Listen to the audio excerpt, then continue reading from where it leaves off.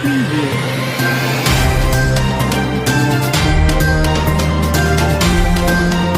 Channel ਦਾ RN news ਵੇਖ ਰਹੇ ਸਾਰੇ ਦਰਸ਼ਕਾਂ ਦਾ ਸਵਾਗਤ ਕਰਦੇ ਹਾਂ।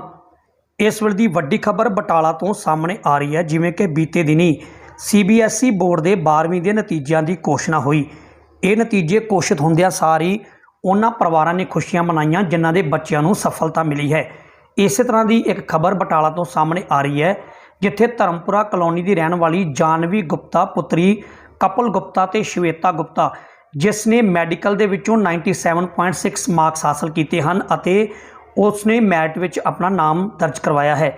ਇੱਥੇ ਸਾਡੀ ਟੀਮ ਨੇ ਜਾਨਵੀ ਗੁਪਤਾ ਨਾਲ ਖਾਸ ਗੱਲਬਾਤ ਕੀਤੀ। ਉਸਨੇ ਕਿਹਾ ਕਿ ਉਹ IAS ਬਣਨਾ ਚਾਹੁੰਦੀ ਹੈ। ਇੱਥੇ ਜਾਨਵੀ ਗੁਪਤਾ ਨੇ ਆਪਣੇ ਪਰਿਵਾਰਕ ਮੈਂਬਰਾਂ ਸਮੇਤ ਸਕੂਲ ਦੇ ਸਮੁੱਚੇ ਸਟਾਫ ਅਤੇ ਖਾਸ ਤੌਰ ਤੇ ਪ੍ਰਿੰਸੀਪਲ ਡਾਕਟਰ ਬਿੰਦੂ ਭੱਲਾ ਦਾ ਥੈਂਕਸ ਕੀਤਾ, ਜਿਨ੍ਹਾਂ ਵੱਲੋਂ ਉਹਨਾਂ ਨੂੰ ਵੱਡੀ ਸਪੋਰਟ ਮਿਲੀ ਹੈ।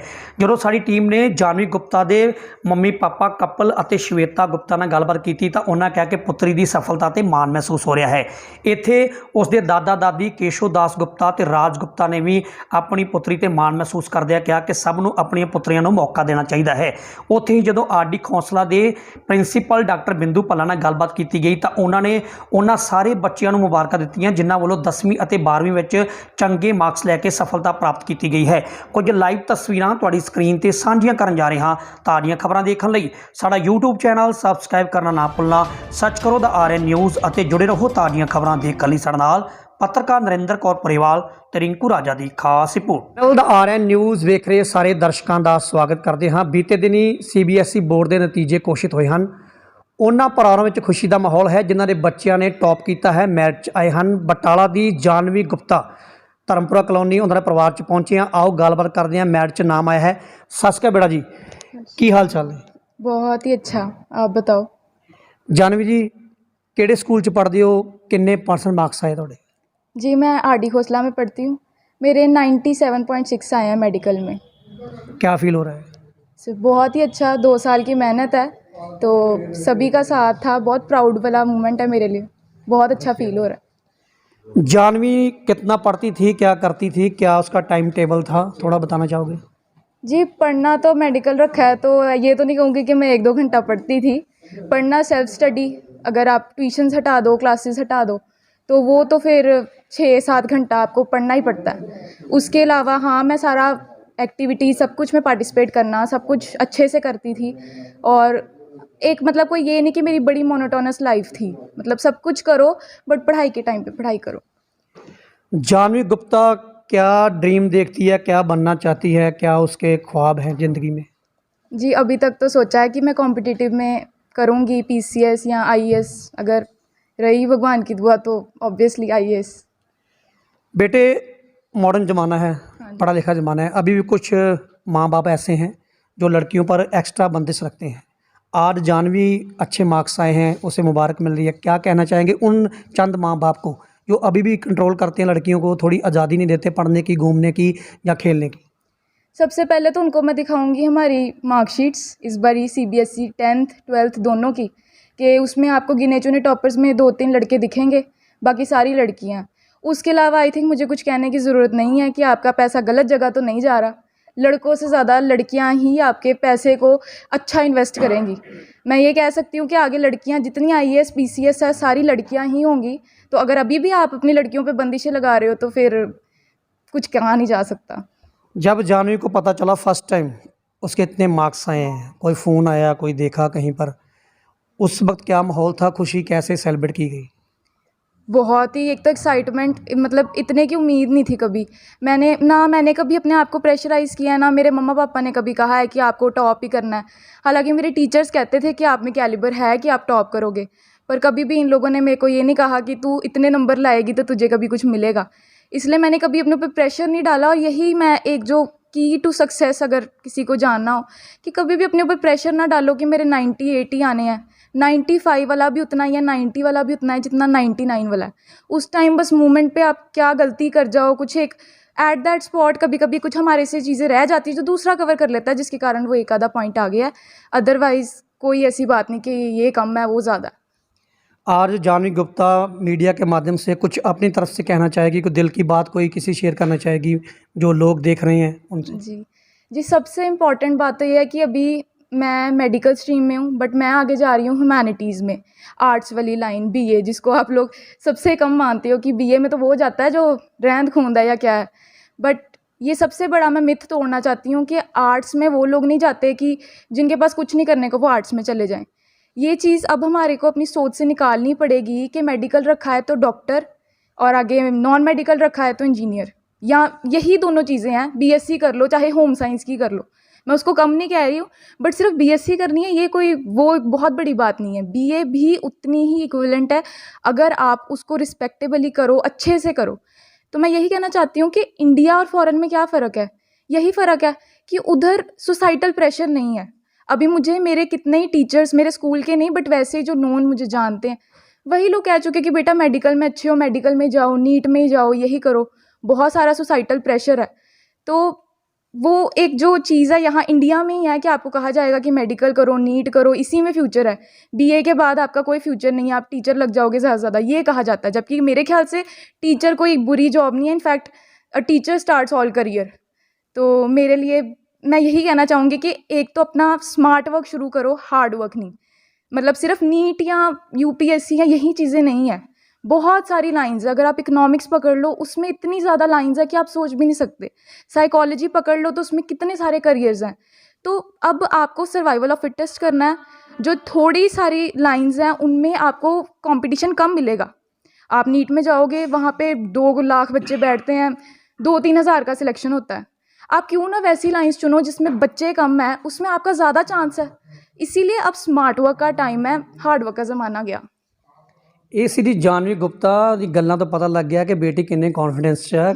ਮੈਸੇਜ ਕਾਫੀ ਪਿਆਰੇ ਦਿੱਤੇ ਆ। ਆਓ ਉਹਨਾਂ ਦੇ ਪੇਰੈਂਟਸ, ਉਹਨਾਂ ਦੀ ਫੈਮਿਲੀ ਸਾਡੇ ਨਾਲ ਮੌਜੂਦ ਹੈ, ਉਹਨਾਂ ਨਾਲ ਵੀ ਗੱਲਬਾਤ ਕਰਦੇ ਹਾਂ। ਵੇਖਦੇ ਰਹੋ ਚੈਨਲ ਦਾ RN ਨਿਊਜ਼। ਜਾਨਵੀ ਗੁਪਤਾ ਦੇ ਫੈਮਿਲੀ ਮੈਂਬਰਸ, ਉਹਦੇ ਮਾਤਾ ਪਿਤਾ ਸਾਡੇ ਨਾਲ ਮੌਜੂਦ ਹੈ। ਆਓ ਗੱਲਬਾਤ ਕਰਦੇ ਹਾਂ ਕਿੱਦਾਂ ਦਾ ਮਹਿਸੂਸ ਹੋ ਰਿਹਾ। ਸਤਿ ਸ਼੍ਰੀ ਅਕਾਲ ਜੀ ਦੋਵਾਂ ਨੂੰ, ਦੋਵਾਂ ਦਾ ਸਵਾਗਤ ਹੈ ਸਾਡੇ ਚੈਨਲ ਤੇ। ਬਹੁਤ ਸਾਰੀਆਂ ਮੁਬਾਰਕਾਂ।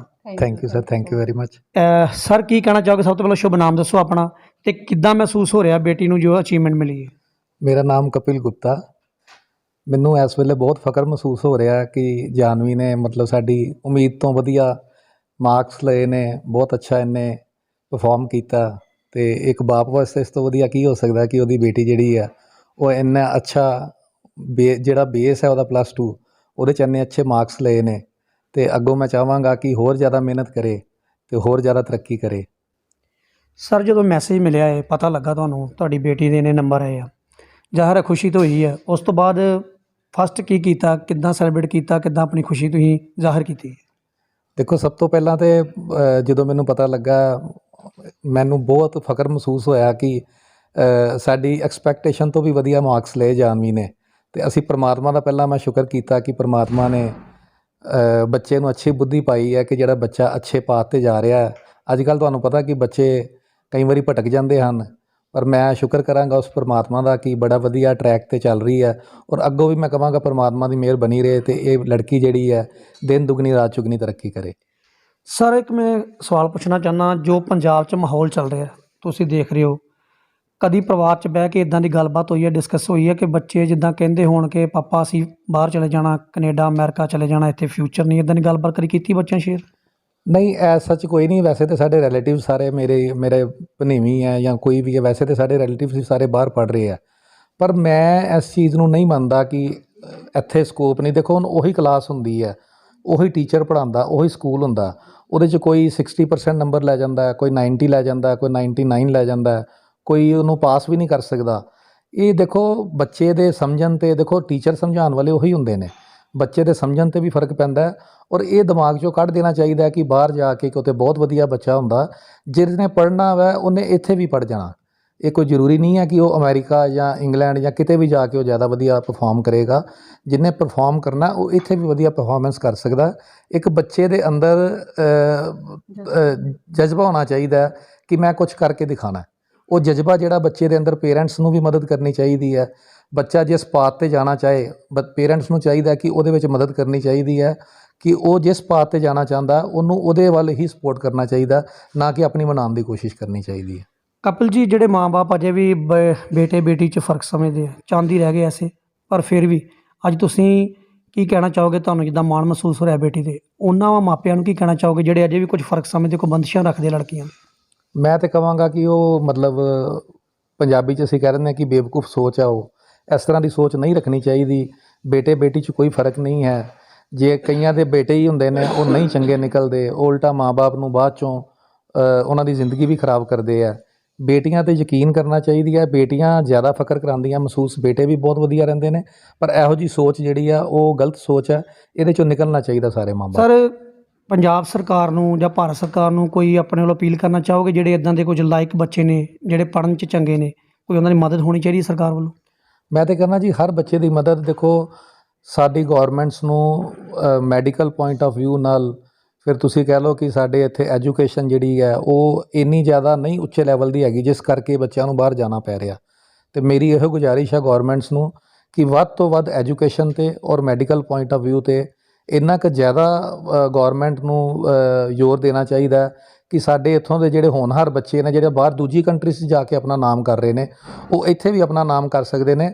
ਉਹਨਾਂ ਨੂੰ ਉਸ ਤਰ੍ਹਾਂ ਦਾ ਲੈਵਲ ਮਿਲਣਾ ਚਾਹੀਦਾ ਹੈ, ਗੌਰਮੈਂਟ ਵੱਲੋਂ ਸਪੋਰਟ ਮਿਲਣੀ ਚਾਹੀਦੀ ਹੈ। ਸਿਰਫ ਇੱਕ ਇੰਫਰਾਸਟਰਕਚਰ ਬਣਾਉਣ ਨਾਲ ਸਭ ਕੁਝ ਨਹੀਂ ਹੁੰਦਾ। ਉਸ ਗੌਰਮੈਂਟ ਨੂੰ ਬੱਚਿਆਂ ਨੂੰ ਇੱਕ ਵਧੀਆ ਟਰੈਕ 'ਤੇ ਲੈ ਕੇ ਜਾਣ ਵਾਸਤੇ ਵਧੀਆ ਐਜੂਕੇਸ਼ਨ ਦਾ ਸਤਰ ਉੱਚਾ ਚੁੱਕਣਾ ਚਾਹੀਦਾ। ਅਤੇ ਉਹਦੇ ਨਾਲ ਇਹ ਹੈ ਕਿ ਬੱਚੇ ਜਿਹੜਾ ਬਾਹਰ ਜਾਣਾ ਘੱਟ ਜਾਣਗੇ ਔਰ ਇੱਥੇ ਵੀ ਗੌਰਮੈਂਟ ਨੂੰ ਵੀ ਵਧੀਆ ਹੈ ਅਤੇ ਬੱਚਿਆਂ ਨੂੰ ਵੀ ਵਧੀਆ, ਕਿਉਂਕਿ ਜਦੋਂ ਪੇਰੈਂਟਸ ਨੂੰ ਛੱਡ ਕੇ ਬੱਚੇ ਜਾਂਦੇ ਨੇ ਬਾਹਰ, ਉਦੋਂ ਪੇਰੈਂਟਸ ਨੂੰ ਬਹੁਤ ਫੀਲ ਹੁੰਦਾ, ਲੇਕਿਨ ਉਹ ਮਜਬੂਰੀ ਹੁੰਦੀ ਹੈ ਉਹਨਾਂ ਦੀ ਕਿ ਉਹ ਇੱਥੇ ਉਹਨਾਂ ਨੂੰ ਨਹੀਂ ਉਸ ਤਰ੍ਹਾਂ ਦੀ ਪੜ੍ਹਾਈ ਦਾ ਲੈਵਲ ਮਿਲਦਾ। ਅਤੇ ਮੈਂ ਇਹੋ ਗੁਜ਼ਾਰਿਸ਼ ਕਰਾਂਗਾ ਗੌਰਮੈਂਟਸ ਨੂੰ ਕਿ ਜਿੰਨਾ ਹੋ ਸਕੇ ਐਜੂਕੇਸ਼ਨ ਵਾਸਤੇ ਵੱਧ ਤੋਂ ਵੱਧ ਗੌਰਮੈਂਟ ਜਿਹੜਾ ਉਹ ਕੋਸ਼ਿਸ਼ ਕਰੇ ਕਿ ਜਿਹੜਾ ਬੱਚਿਆਂ ਨੂੰ ਬਾਹਰ ਨਾ ਜਾਣਾ ਪਏ। ਸਾਡਾ ਮੌਜੂਦਾ ਜੀ ਜਾਨਵੀ ਦੇ ਮਦਰ, ਆਓ ਗੱਲਬਾਤ ਕਰਦੇ ਹਾਂ। ਸਤਿ ਸ਼੍ਰੀ ਅਕਾਲ ਜੀ, ਮੁਬਾਰਕਾਂ। ਕੀ ਨਾਂ ਤੁਹਾਡਾ? ਥੈਂਕ ਯੂ ਜੀ। ਸ਼ਵੇਤਾ ਗੁਪਤਾ। ਸ਼ਵੇਤਾ ਜੀ, ਕਿੱਦਾਂ ਦਾ ਮਹਿਸੂਸ ਹੋ ਰਿਹਾ ਜੋ ਬੇਟੀ ਦੇ ਇਹ ਮਾਰਕਸ ਵਧੀਆ ਆਏ? Top of the world, no words to explain. ਅੱਛਾ, ਇੱਕ ਗੱਲ ਪੁੱਛਣੀ ਹੈ, ਜਾਨਵੀ ਸ਼ਰਾਰਤੀ ਹੈ ਕਿ ਜਾਂ ਠੀਕ ਠਾਕ ਪੜ੍ਹ? ਬਹੁਤ ਸਿੰਸੀਅਰ ਹੈ, ਆਲਰਾਊਂਡਰ ਹੈ, ਔਰ ਪਰਮਾਤਮਾ ਮਾਤਾ ਰਾਣੀ ਉਹਨੂੰ ਹਮੇਸ਼ਾ ਹੀ ਹੋਰ ਅੱਗੇ ਤਰੱਕੀ ਦੇ ਤਾਂ ਕਿ ਉਹ ਹਮੇਸ਼ਾ ਇਸ ਤਰ੍ਹਾਂ ਦਾ ਕਰਦੀ ਰਹੇ। ਮਦਰ ਨੂੰ ਮੈਂ ਅਕਸਰ ਕੁਐਸਚਨ ਪੁੱਛਦਾ ਹੁੰਦਾ ਵਾਂ, ਜਦੋਂ ਜਾਨਵੀ ਦੇ ਮਾਰਕਸ ਆਏ ਆ, ਪਾਰਟੀ ਤੇ ਬਣਦੀ ਹੈ, ਹਾਂਜੀ। ਜਾਨਵੀ ਕੀ ਖਾਂਦੀ? ਫਿਰ ਬਾਹਰ ਚਲੀ ਜਾਂਦੀ ਹੈ ਫਾਸਟ ਫੂਡ ਖਾਣ ਕੇ, ਜਾਂ ਫਿਰ ਘਰ ਦਾ ਖਾਣਾ ਪਸੰਦ ਕਰਦੀ? ਨਹੀਂ, ਉਹ ਘਰ ਦਾ ਖਾਣਾ ਪਸੰਦ ਕਰਦੀ ਹੈ। ਕੀ ਖਾਂਦਾ? ਕੱਲ ਅਸੀਂ ਇੰਨੇ ਕਿ ਬਿਜ਼ੀ ਰਹੇ, ਹਜੇ ਸਾਡੀ ਪਾਰਟੀ ਡਿਊ ਹੈ। ਫੋਨ ਕਾਫੀ ਆ ਰਹੇ। ਹਾਂਜੀ, ਬਹੁਤ ਸਾਰੇ। ਸਿਆਣੇ ਦੀ ਕਹਾਵਤ ਹੈ ਕਿ ਮੂਲ ਨਾਲੋਂ ਵਿਆਜ ਜ਼ਿਆਦਾ ਪਿਆਰਾ ਹੁੰਦਾ ਹੈ। ਜਾਨਵੀ ਦੇ ਦਾਦਾ ਦਾਦੀ ਜੀ ਸਾਡੇ ਨਾਲ ਮੌਜੂਦ ਹੈ, ਇੱਕ ਬ੍ਰਦਰ ਛੋਟਾ ਹੈ, ਉਹਨਾਂ ਨਾਲ ਵੀ ਗੱਲਬਾਤ ਕਰਦੇ ਹਾਂ। ਸਤਿ ਸ਼੍ਰੀ ਅਕਾਲ ਜੀ, ਮੁਬਾਰਕਾਂ ਦੋਵਾਂ ਨੂੰ। ਕੀ ਨਾਮ ਤੁਹਾਡਾ? ਕੇਸ਼ਵ ਦਾਸ ਗੁਪਤਾ ਸਰ। ਕੇਸ਼ਵ ਜੀ, ਕਹਿਣ ਦੀ ਤਾਂ ਲੋੜ ਹੀ ਨਹੀਂ, ਮੈਂ ਦੱਸ ਦਿੱਤਾ ਕਿ ਮੂਲ ਨਾਲੋਂ ਵਿਆਜ ਜ਼ਿਆਦਾ ਪਿਆਰਾ। ਅੱਜ ਕਿੱਦਾਂ ਮਹਿਸੂਸ ਕਰਦੇ ਹੋ ਪਰਿਵਾਰ 'ਚ ਇੱਕ ਬੇਟੀ ਨੇ ਨਾਂ ਬਣਾਇਆ ਪਰਿਵਾਰ ਦਾ? ਸਭ ਤੋਂ ਪਹਿਲਾਂ ਤਾਂ ਮੈਂ ਪ੍ਰੈਸ ਦਾ ਧੰਨਵਾਦ ਕਰਦਾ ਜਿਨ੍ਹਾਂ ਨੇ ਸਾਨੂੰ ਇੰਨਾ ਹਾਈਲਾਈਟ ਕੀਤਾ because of my granddaughter. ਔਰ ਉਸ ਤੋਂ ਬਾਅਦ ਮੈਂ ਬੇਟੀ ਦੇ ਟੀਚਰਸ ਨੂੰ, ਉਸ ਦੇ ਸਕੂਲ ਨੂੰ ਬਹੁਤ ਬਹੁਤ ਧੰਨਵਾਦ ਕਰਦਾ ਜਿਨ੍ਹਾਂ ਨੇ ਸਾਡੀ ਬੇਟੀ ਨੂੰ ਅੱਛੀ ਗਾਈਡਲਾਈਨ ਦਿੱਤੀ। ਔਰ ਨਤੀਜਨ ਅੱਜ ਸਾਡੀ ਬੇਟੀ ਦਾ ਨਾਂ ਸਾਰੇ ਸ਼ਹਿਰ, ਸਾਰੇ ਡਿਸਟ੍ਰਿਕਟ, ਈਵਨ ਪੰਜਾਬ ਤੱਕ ਗਿਆ, ਜਿਸ ਦਾ ਸਾਨੂੰ ਸਾਰੇ ਪਰਿਵਾਰ ਨੂੰ ਬਹੁਤ ਕ੍ਰੈਡਿਟ ਗਿਆ।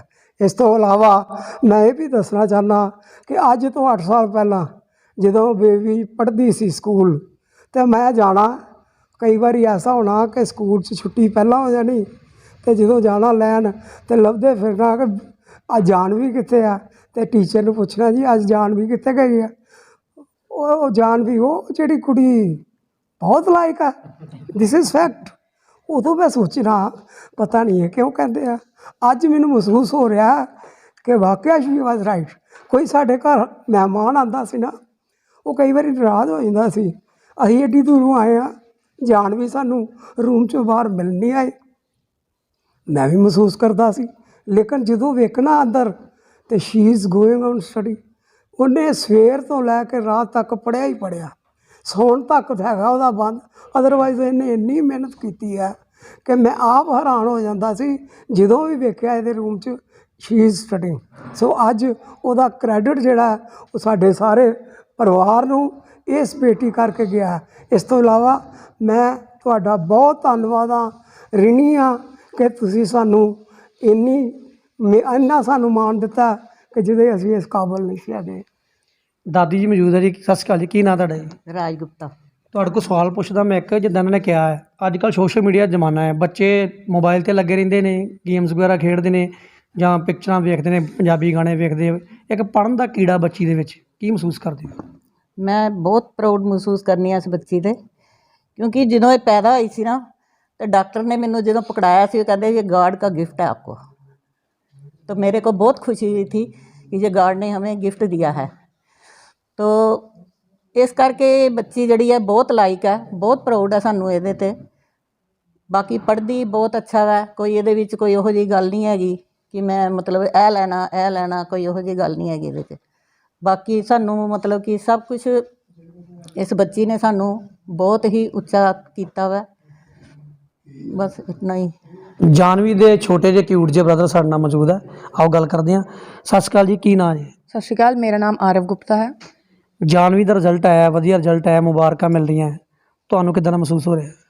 ਸਰ ਮੈਨੂੰ ਤਾਂ ਬਹੁਤ ਵਧੀਆ ਮਹਿਸੂਸ ਹੋ ਰਿਹਾ, ਪਰ ਮੈਂ ਇਹੀ ਕਹਿਣਾ ਚਾਹਾਂਗਾ ਜਦੋਂ ਮੈਂ ਤਾਂ ਸਕੂਲ ਸੀ ਜਦੋਂ ਇਹਦਾ ਰਿਜ਼ਲਟ ਆਇਆ ਸੀ, ਮੇਰੇ ਕੋਲ ਤਾਂ ਮੇਰੇ ਮੈਡਮ ਨੇ ਦੱਸਿਆ ਸੀ, ਮੈਂ ਤਾਂ 2-3 ਮਿੰਟ ਸਮਝ ਹੀ ਨਹੀਂ ਆਇਆ ਹੋਇਆ ਕੀ ਹੈ। ਸਮਝ ਨਹੀਂ ਆਇਆ ਕਿ ਬਰਫੀ ਨਹੀਂ ਮਿਲੀ? ਮੈਨੂੰ ਉਮੀਦ ਹੀ ਨਹੀਂ ਸੀ।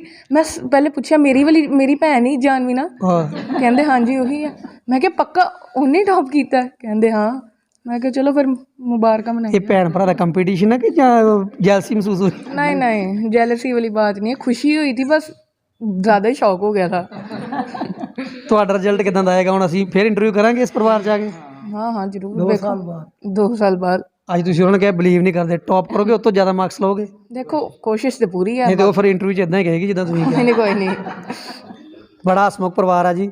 ਇਹ ਸੀ ਜਾਨਵੀ ਗੁਪਤਾ, ਉਹਦੀ ਪੂਰੀ ਫੈਮਿਲੀ। ਸਾਡੇ ਵੱਲੋਂ ਮੁਬਾਰਕਾਂ ਉਹਨਾਂ ਧੀਆਂ ਦੇ ਮਾਂ ਬਾਪ ਨੂੰ ਜਿਹੜੇ ਅਜੇ ਵੀ ਕੋਈ ਬੰਦਸ਼ਾਂ ਰੱਖਦੇ ਨੇ। ਸਾਡੇ ਵੱਲੋਂ ਵੀ ਇਹ ਬੇਨਤੀ ਹੈ ਕਿ ਧੀਆਂ ਪੁੱਤਰਾਂ ਨੂੰ ਘੱਟ ਨਹੀਂ ਹੈ, ਇਹਨਾਂ ਨੂੰ ਹਰ ਖੇਤਰ ਦੇ ਵਿੱਚ ਅੱਗੇ ਜਾਣ ਦਾ ਮੌਕਾ ਦਿਓ। Thank you ji. I am doctor Bindu Balla, principal R D Khosla DAV model senior secondary school Batala.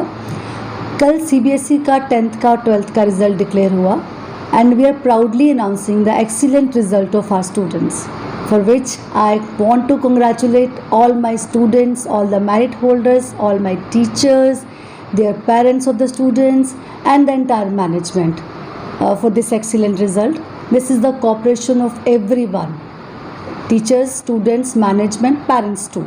So I would like to congratulate everyone for their efforts and I assure everyone and the entire city that R.D. Khosla will provide excellent result in the years to come also. Thank you so much.